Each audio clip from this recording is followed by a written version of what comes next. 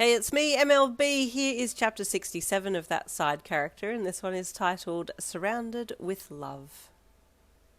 Oh, you are here, she said with a warm smile. Come here, sunshine. Let's talk to the police about what happened this afternoon, yes? You kept your gaze on the floor as you walked over beside her, and she put an arm around you to steady you. You are Yinlin, yes? The police officer who'd been doing most of the talking asked you. Yeah, you said softly. Sorry, I didn't come out because I didn't want to get arrested. I can promise you that we're not here to arrest you, he said kindly, being far more understanding now that he had been given some context. But we might need to arrest someone else if you'd tell us what happened today regarding your father.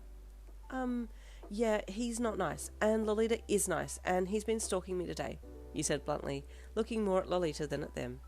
Stalking? The officer asked you. You slowly made eye contact with him. Yeah, you replied. What was he doing that made you say he was stalking you? He queried gently. Well, first of all, he was waiting outside the school gates for me in the morning, and my boyfriend texted me about it, so I didn't go to school, you said. Then he found out where my boyfriend lived, and I happened to be there, and he was staking out the house. Then he followed me and Lolita home, and... Would you testify to this? The policeman said. Should this escalate? Yes, you said firmly, finally seeing that they were all on your side. No one had told you that you were being stupid or paranoid or weird. They actually, for the first time in forever, believed you. And you say he's not nice. Can you please explain how he's not nice to you? The policeman asked. Yeah, he just... This is where you stumbled a little. Trying to pin emotional abuse was hard. Lolita reached out and gently rubbed your back soothingly with her hand, her warmth and silent encouragement permeating through your being. The second I'm around him, he starts telling me what a useless person I am. I'll never amount to anything. I'll always be the dumbest person he knows, irresponsible, weak, careless, airhead. You are now listing all the qualities that he bombarded you with daily. I don't want to have that anymore, you said honestly, interlacing your fingers together and reaching up to plop them on top of your head and squeeze so that you did your best to maintain composure and still look the police in the eye. Lolita is so nice to me, you broke down, and I don't see how much he was mean to me until I met her and my boyfriend, Kenma. Actually, so many people are mean to me.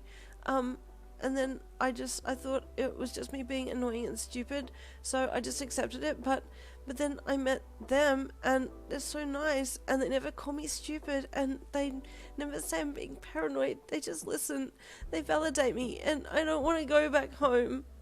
Your speech, which had been very well articulated given the stressful situation, touched the policeman's heart, and a sympathetic look crossed his face as you stood there with hands on head, giving him a very determined look as tears streamed down your face.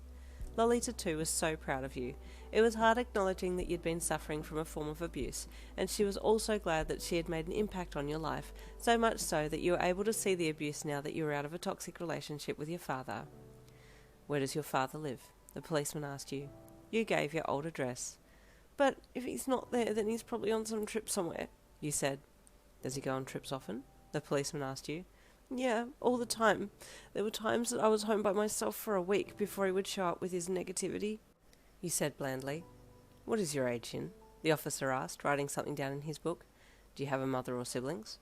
I'm 17, only child, and Mum, she left Dad when I was maybe 10, you replied. Dad blames her for the way I am, says that she was the irresponsible one and that's where I get it from. Then you had a light bulb moment. Wait! He's taking his frustration out on me because of Mum left him. Oh. The officer frowned into his notebook, and Lolita cracked a small, sorry smile on her face as she watched your hand slip from your head back down to your side. Tonight had been a big night for you, a lot of sudden realizations. That is a criminal offence, the officer said, to leave a minor on their own with no guardian. You nodded. You didn't quite know what he was talking about, but you certainly agreed. Well, you now have a proper legal guardian here, and I can see you are in good health and that you are cared for here. He then turned to Lolita. We'll be in touch, he said after giving her a nod. There's another person we'd like to visit tonight. She nodded, and pleasantries were exchanged before the two officers left. Are they going to my dad's place? You asked her, as you and her walked back to the kitchen to continue your hot drinks that were not so hot now. Most probably, she said with a small chuckle. I believe he's finally cooked his goose. All of his sins are catching up with him now. Oh, I feel a lot better than I did before, you said as you sat down and picked your drink up again. Thank you, Lolita. "Sunshine, it's a pleasure," she said, smiling into her tea as she felt the pride of being able to see justice served come to one who deserved it the most. Lolita's kitty slept at your feet that night, and you slept soundly. It had been a big night, but a necessary night, to take the steps forwards that were needed. The next morning, you were up and off to school. You couldn't wait to tell Kenma all about what happened, and you only got about 1/3 of the conversation out when the first bell rang for the day.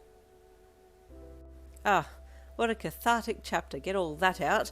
Time for the next chapter tomorrow. I'll see you then.